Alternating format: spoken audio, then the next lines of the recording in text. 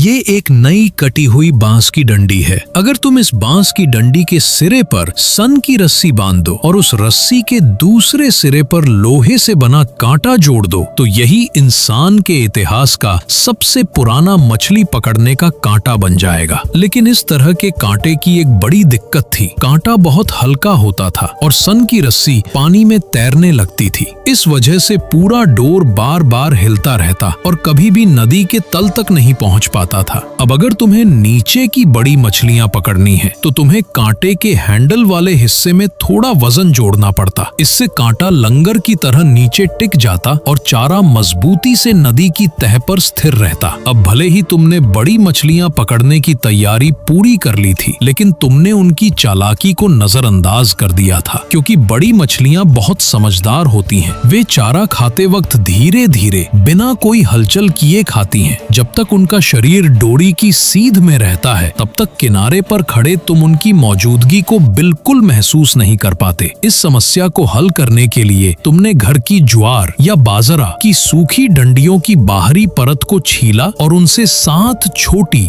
हल्की तैरने वाली गोलियां बना ली। फिर तुमने इन तैरने वाली गोलियों को डोरी पर कुछ दूरी पर बांध दिया। अब जब भी नीचे लगा चारा थोड़ा सा भी हिलता तो ऊपर की ये गोलियां हल्का सा डूबने लगती, और अगर उस वक्त तुमने तुरंत झटका दिया तो मछली तुम्हारे कांटे में फंस जाती। इन सब बातों को पूरा करने के बाद तुमने वास्तव में मानव इतिहास का सबसे संवेदनशील और असरदार मछली पकड़ने का तरीका खोज लिया। यही था हमारे पूर्वजों का पारंपरिक मछली पकड़ने का तरीका।